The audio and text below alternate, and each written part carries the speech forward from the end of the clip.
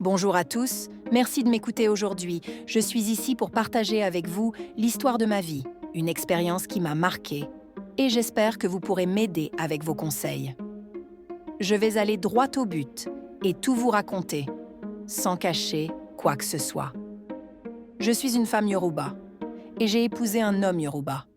Quand j'ai rencontré mon mari, j'avais 2 salons de coiffure, je suis coiffeuse de métier. Lui, il avait une boutique, mais elle était vide. Il n'avait pas d'argent pour acheter des marchandises. À cette époque, c'est moi qui le soutenais. Je lui donnais de quoi manger, de l'argent de poche et même de la pommade pour sa peau, parce qu'il est clair de teint et très beau. Je l'aimais profondément. Il était magnifique, gentil à mes yeux, et cet amour m'empêchait de lui demander pourquoi sa boutique était vide ou pourquoi il ne cherchait pas un autre travail. Mais petit à petit, j'ai vu des choses qui m'ont troublée. Il a commencé à boire, beaucoup trop. Il buvait jusqu'à tomber par terre et les gens m'appelaient « Viens voir ton petit ami, il est par terre ».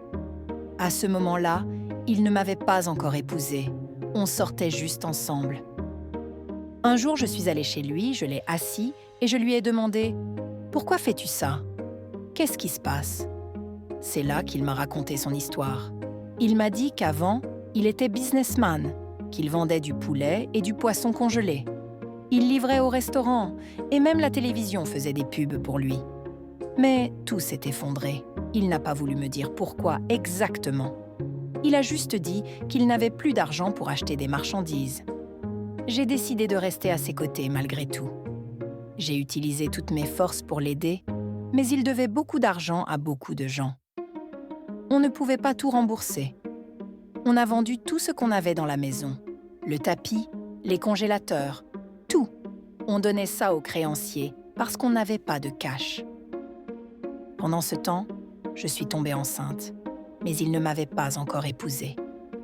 On ne vivait pas encore ensemble, je venais juste lui rendre visite. Quand je suis tombée malade et qu'on m'a emmenée à l'hôpital, ils ont découvert ma grossesse. Lui, il a pris la fuite. J'ai porté cette grossesse à sa famille et ils l'ont acceptée. Il a 2 ans de plus que moi, alors ses parents ont dit oui. C'est moi qui ai trouvé l'argent pour louer un appartement, une simple chambre. J'ai appelé mon mari 13 fois. Il me donnait des excuses. Alors j'ai retiré ma carte SIM de mon téléphone et je la lui ai donnée pour qu'il reste joignable. Comme ça, je pouvais le contacter. Je l'ai supplié de venir. Et quand il est arrivé, on a emménagé ensemble. J'ai accouché de notre premier enfant. Mes 2 salons sont passés à un seul. Et même celui-là n'était plus vraiment viable, parce que toutes les dépenses venaient de moi. Je ne pouvais plus tout gérer seule. Malgré ça, j'ai continué avec lui. J'ai eu un 2e enfant, puis un 3e. Après ça, je lui ai dit « Va chercher quelque chose à faire. Trouve un moyen de ramener de l'argent. » Il m'a répondu qu'il ne pouvait rien faire. Sa famille est musulmane et il y a des alphas chez eux, des sortes de pasteurs musulmans. Je lui ai dit « Rejoins-les. Au moins tu iras aux cérémonies de naissance ou d'enterrement, tu prieras et ils partageront l'argent avec toi. Ça nous aidera. » Il a fini par accepter. Mais un jour, il est venu me voir et m'a dit « J'ai remarqué que tu ne vois plus tes règles comme avant. » Moi, j'avais effectivement un problème. Mes menstruations diminuaient. Il m'a demandé « Apporte-moi des poils de ton pubis. On va les utiliser pour faire un savon.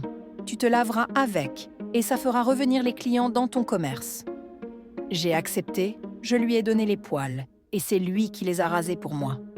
Il m'a ramené le savon et je l'ai pris avec joie.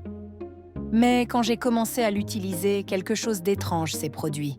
Sur 30 jours dans un mois, j'avais mes règles pendant 22 jours. Je ne comprenais pas. Chaque jour, pendant 22 jours, je saignais. Et pas juste des taches, non, du vrai sang qui coulait fort, qui pompait comme une fontaine. J'étais fatiguée, épuisée, mais mon commerce marchait un peu. Pas énormément, juste assez. Je ne faisais pas le lien avec le savon au début. Je pensais que j'avais mangé quelque chose de mauvais ou que j'avais croisé un mauvais sort. Ça a duré des mois. 1er mois, 2e mois, 3e mois. 4e mois, j'étais perdue. Puis, une cliente est venue faire ses cheveux et je lui ai parlé de mon problème. Elle m'a dit « Mon père est pasteur, viens le voir ». Elle m'a emmenée chez lui. Le pasteur a prié pour moi et m'a dit « Il y a quelque chose que tu utilises. Ça vient de ton mari. Arrête ça. » Je lui ai répondu « La seule chose que j'ai de lui, c'est ce savon qu'il a fait avec mes poils, rien d'autre. » Il m'a dit « Arrête de l'utiliser. » J'ai arrêté et le lendemain, le saignement s'est stoppé net. Mon mari a remarqué que je n'utilisais plus le savon. Il m'a demandé « Pourquoi tu ne l'utilises plus ?» Le premier jour où il m'a posé la question, j'ai commencé à le soupçonner. J'ai caché le savon là où il ne pouvait pas le trouver. 2 jours après, il m'a redemandé « Tu n'as pas fini le savon ?» J'ai dit « Si, je l'ai fini. » Il m'a répondu « Comment tu l'as utilisé? Tu te laves avec tous les jours ?» J'ai dit oui, mais il a insisté. « Je suis sûre que tu ne l'as pas fini. Tu te laves tous les jours et il reste encore ?» C'est là que j'ai compris que ce n'était pas un simple savon. Je suis retournée voir le pasteur et je lui ai tout raconté. Il m'a dit « Ce savon, c'est pour prendre ton destin, pour le transférer à lui. Il veut changer ta destinée pour la sienne. » J'étais furieuse. Je ne pouvais pas garder ça pour moi. Je l'ai confronté. « Tu m'as fait ça? Moi qui t'aidais? C'est comme ça que tu me remercies? » On s'est disputé violemment. Les gens devaient nous séparer, mais on ne pouvait pas leur expliquer pourquoi. Ils ont commencé à m'insulter. « Tu es trop compliqué, ton mari écoute vite, mais toi, tu es têtu. On ne se mêlera plus de vos affaires. » J'ai exigé qu'ils me rendent mes poils pubiens qu'il avait pris. Quand j'ai dit ça devant les gens, ils ont tous réagi. « Ah non, on ne veut pas entendre ça. On ne s'en mêle pas. » Ils sont partis. Mais lui, il s'est mis à me frapper comme jamais auparavant. Il me frappait avec tout ce qu'il trouvait. Il disait qu'on n'était plus mari et femme. Avant, c'était moi qui criais, mais là, c'était lui qui était hors de contrôle. J'ai pris mes affaires et je suis partie. Je suis allée chez ma mère. Mon père est mort. Il n'avait jamais accepté mon mari, mais ma mère m'a toujours soutenue. Je lui ai tout expliqué. Elle a appelé mon frère. On est 2 enfants dans la famille. Quand j'ai raconté à mon frère, il a dit « C'est un mensonge. Tu ne veux pas rester dans ton foyer. Tu veux sortir faire des bêtises comme tes amis. Je ne te soutiens pas.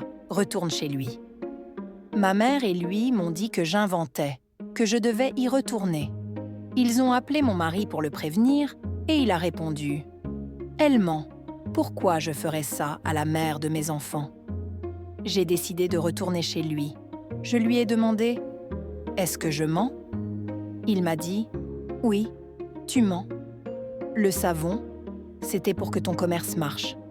Ça ne recommencera pas, je te le promets. Tu m'as montré qui tu es, je ne ferai plus ça avec toi. » J'étais soulagée et on a repris la vie ensemble. J'ai eu un dernier enfant avec lui. Mon rêve depuis toujours, c'était d'être actrice. Quand je l'ai rencontré, je lui en ai parlé, mais il m'a dit « Non, je ne veux pas. Quelle idée ridicule, devenir actrice. C'est un travail de prostituée, ça ne me plaît pas. » J'ai abandonné ce rêve. Mais après la naissance de mon dernier enfant, qui avait 4 ou 5 mois, il m'a appelé un matin et m'a dit « Tu voulais être dans le cinéma, non? Je vais te soutenir maintenant.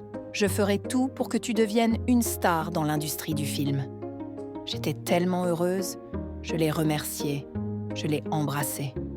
Ce jour-là, son ami est arrivé. Il m'a dit « Bonjour, madame. » J'allais les laisser parler entre eux, mais l'ami m'a arrêtée. « Non, reste, c'est à toi qu'on veut parler. Ton mari nous a dit que tu veux être actrice, qu'il t'aime et veut t'aider. » Ils m'ont dit « On va t'emmener voir un homme qui travaille dans le cinéma. Il a aidé des gens à devenir célèbres. Il fera pareil pour toi. » J'ai accepté de les suivre, mon bébé sur le dos. On est partis. Au début, ils étaient 2, mais en chemin, ils sont devenus 5. Ils sont entrés quelque part, ont parlé, puis sont ressortis avec un sac contenant des choses. Ils m'ont dit « On ne va pas faire ça ici, suis-nous. On t'emmène là où ça va se passer. » On a pris un bus, puis on est descendu et ils m'ont emmené dans un buisson. Là, j'ai commencé à paniquer. Où m'emmène-t-il ? Je ne sortirai pas vivante d'ici. Mon bébé était sur mon dos. Il n'y avait pas de route, juste des broussailles partout. J'ai dit « Désolée, je suis pressée, je dois faire pipi. » Ils m'ont répondu « Fais vite, on est presque arrivé. » J'ai supplié « Laissez-moi y aller avec mon bébé. » Ils ont dit « Donne-nous ton fils, vas-y seul. » J'ai refusé. Non, je vais me débrouiller avec lui. J'ai profité du buisson pour m'enfuir dans une mauvaise direction. Après avoir couru, je suis sortie sur une grande route après Mouchine, vers Lagos. Il était plus de 19 heures, je n'avais ni téléphone ni rien pour vérifier l'heure. J'étais dans un endroit désert, dangereux, et je faisais signe à chaque voiture qui passait. Un homme s'est arrêté. « Madame, où êtes-vous ? C'est dangereux ici avec un bébé sur le dos. » J'étais tremblante, je ne pouvais pas parler. Il m'a emmenée à Badagry. Il m'a demandé où j'allais, je ne savais pas quoi dire. J'ai dit « Laissez-moi ici, ça ira. » Je suis descendue, perdue. Des gars m'ont approchée. « Madame, on dirait que vous êtes perdue. Où allez-vous ?» J'ai dit « À Apapa. » Ils m'ont demandé « Quel côté d'Apapa ?» Je ne savais pas, je n'y étais jamais allée. Ils m'ont emmenée vers un arrêt de bus, mais je n'avais pas d'argent. Ils ont commencé à dire des bêtises, puis un autre homme est intervenu. « Où vas-tu, madame ?» J'ai dit « Je veux prendre un bus. » Il m'a donné 5000 naira et j'ai pu monter dans un bus. Je suis arrivée quelque part et j'ai rencontré un homme à qui j'ai demandé de l'aide pour dormir. Il m'a emmenée dans une ferme avicole. Il y avait une petite chambre là-dedans. J'y suis restée avec mon bébé. Le lendemain, il m'a dit de partir, mais j'ai supplié. Je veux me cacher ici, me retrouver. Je n'ai pas tout raconté, mais il m'a laissé rester. J'y suis restée plus d'1 an à m'occuper des poulets. Il ne me payait pas, même si je vivais chez lui. Quand je lui ai demandé de l'argent, il m'a dit « Avec tout ce que j'ai fait pour toi, tu oses me demander ça ?» J'ai décidé de partir pour retrouver ma famille, pensant qu'il me cherchait. Il m'a donné un petit téléphone avec une ligne, mais je ne me souvenais d'aucun numéro, alors lui seul m'appelait. Je suis allée voir mes enfants chez la mère de mon mari, car je savais qu'il les avait laissés là. J'ai demandé à les récupérer, mais elle a refusé. Ma fille aînée a couru vers moi. Je l'ai prise avec moi sans rien dire à sa grand-mère. Chez ma mère, elle a pleuré. On te cherchait partout. L'Église a dit que tu reviendrais seule. J'ai toujours cru que tu étais vivante. Je lui ai tout expliqué. Elle voulait arrêter mon mari, mais j'ai dit « Non, c'est le père de mes enfants, laissons-le ». J'ai repris la coiffure. Ma mère porte des charges au marché pour vivre. Mon fils grandissait avec moi. Puis j'ai rencontré un homme, un Américain de 70 ans, veuf depuis 1992, pasteur et docteur, revenu au Nigeria pour s'installer. Il m'a écouté, a prié avec moi, m'a accepté avec mon fils comme si c'était le sien. Il m'a tout donné, une voiture, un grand salon de coiffure. J'étais redevenue une femme, mieux qu'avant. Mais je ne pouvais pas lui donner d'enfant. Il m'a dit « Même un seul, ça suffirait. Mon frère est égoïste. S'il m'arrive quelque chose, il vendra tout. Mes enfants sont aux États-Unis. Ils sont riches. Ils ne veulent pas de mes biens. Si j'ai un enfant avec toi, toi et lui hériterez de tout. Et on ne jettera pas mon corps. » Mais malgré tous ces efforts, je n'ai pas conçu. Pendant ce temps, ma 3e fille est tombée malade. On m'a appelée, mais j'avais peur d'y aller à cause de mon ancien mari. Une semaine plus tard, elle est morte. 8 mois après, ma fille aînée, celle qui était avec moi, s'est pendue. J'ai couru partout, priant, cherchant des réponses. On m'a dit que je ne pouvais plus concevoir à cause de mon ancien mari. Il avait lié quelque chose en moi. Je suis allée le supplier. Il a admis avoir fait quelque chose, mais il a dit « Je te libérerai si tu reviens vivre avec moi. » Je ne veux pas retourner chez un tel homme. Mon mari actuel mérite un enfant. Il m'a tout donné. Il a donné une belle vie à mon fils. Je suis perdue. Je vous parle aujourd'hui pour que vous m'aidiez. Que dois-je faire? Dois-je retourner chez mon ancien mari pour qu'il me libère? Dois-je rester avec cet homme bon qui m'aime, même sans enfant? Je prie, je vais à l'église, mais je n'ai pas de paix. Mon dernier enfant est avec moi. J'ai peur pour lui aussi. S'il vous plaît, donnez-moi vos avis, vos idées, vos conseils. Que feriez-vous à ma place? Laissez vos commentaires, je les lirai, et j'espère que ça m'éclairera. Priez pour moi aussi, que Dieu me délivre de ce lien, où qu'il soit, pour que j'aie la paix et profite du reste de ma vie. Merci de m'écouter.